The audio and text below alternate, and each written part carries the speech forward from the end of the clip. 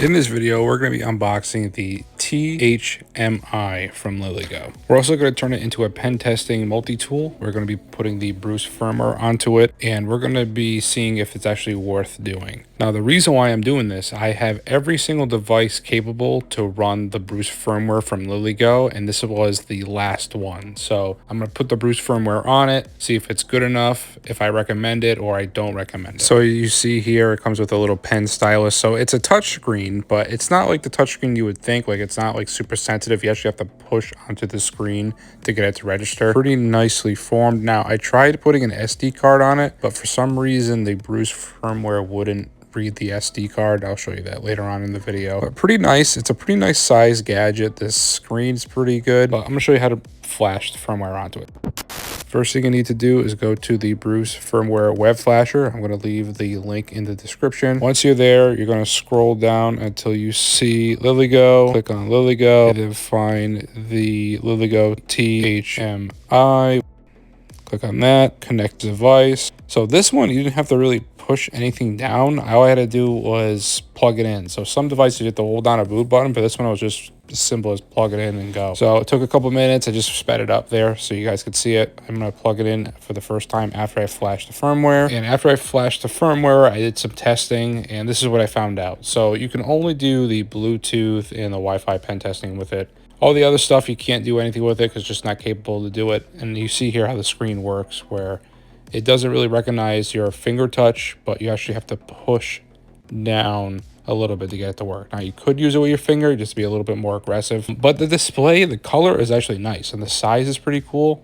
But the thing that really bummed me out is that I tried plugging in an SD card and it wouldn't recognize it. I would have liked if I could have, because I think I would have been able to do a bad USB capability as well. Also, to put my custom themes on it, it would have been nice too. I was hoping to make this a recommendation, but after the failed SD card reading, I really believe that the TT Go is a better option, and I think it's for half the price of this. So this is the first video in a while where I say I don't recommend something. So I don't recommend getting this. I recommend you getting the T displays over this, the T Display S3, or again the standard TT Go. You'll be able to do the same type of pen testing, but the TT Go, I found a way to manipulate it to kind of put a custom Bruce firmware onto it. Do not recommend getting it. It's cool. For a little under $20, this could be a fun project for you. Maybe you can experiment with it and see if you can find more capabilities with it. But right out of the box with the Bruce firmware, you can do just as much as the cheap $8 TT Go. So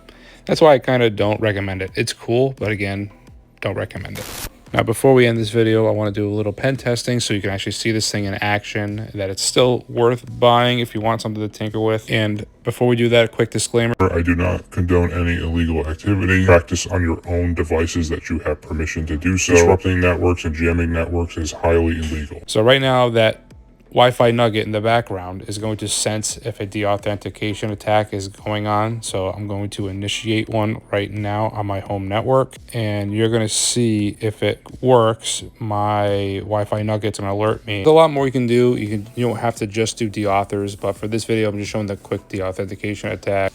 If you're interested about more Wi-Fi pen testing capabilities, I'm going to leave a link in the description explaining them all. But I want to move into the Bluetooth. One in particular I like is just the Bluetooth scan. This is going to scan all the Bluetooth devices around you and give you a little bit of information about them. But again, for $8 or just under $10, you can get the TT Go, and it does the exact same thing. It's smaller form factor. I think it's actually easier to use with the 2 buttons. Thank you, LilyGo, for sending me this device so I can do the review on it. Unfortunately, I didn't like it as much as the other devices that we have here. But now that I have every single LilyGo device that is capable to run the Bruce firmware now, I can give you a dedicated video explaining which ones I recommend. Now, if you want to save 5%, you can go to their website and use code GhostStrats to save 5%. Now, if you appreciate the stuff I do so I can help you make better purchasing decisions and free educational videos, consider being a YouTube member. You can also help the channel by clicking on the Proton affiliate links. If you want to get Proton, this is probably a good time to get it because they have some Black Friday sales as the time I'm recording this.